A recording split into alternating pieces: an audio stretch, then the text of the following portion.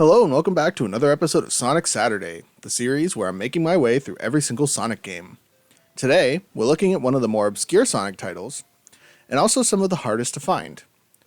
The Sega Pico was an educational console that ran off of modified Genesis hardware. Though not a huge success in North America, it was a much bigger success in Asian territories. There are two Sonic games on this console, Sonic the Hedgehog's Game World and Tails the Music Maker.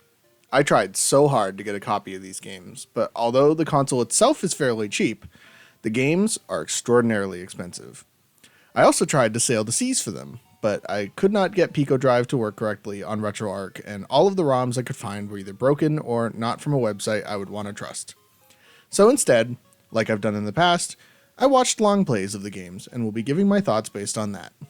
These long plays are also what you're seeing right now, and the channel they are taken from will be on screen and the link will be in the description. With that, let's get started.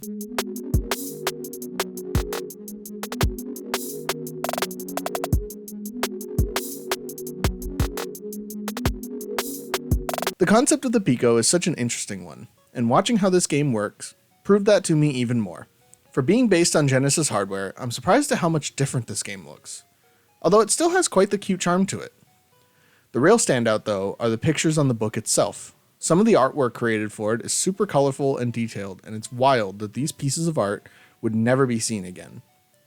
The other thing that surprised me the most was the amount of content there was. The long play I watched only took him around 20 minutes to complete the game, but in those 20 minutes there was a ton of variety in the minigames played, and I think the replay value of trying to get the highest score you can on the minigames adds a lot to it.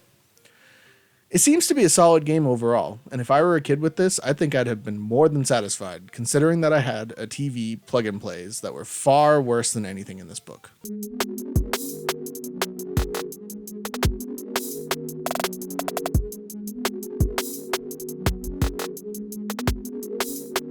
I really like the graphics in this one, and having all the minigames be more rhythm-based is a nice change from Game World, where it teaches a different concept of things, as rhythm and music are just as important in development, in my opinion. The chiptune versions of copyright-free songs were pretty cool to listen to.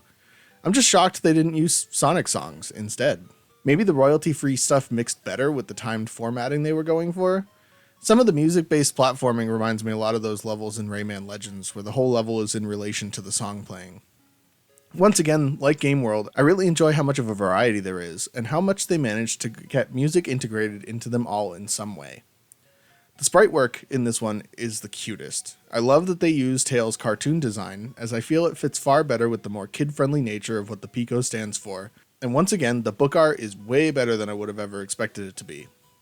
I feel like this would have been a game I would have had a ton of fun with as a kid.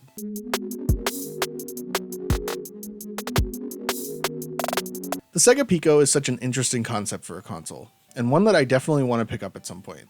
Especially for just being a simple kid's educational tool, these two Sonic games have a surprising amount of effort put into them, unlike some of the other educational games we'll look at later in this series.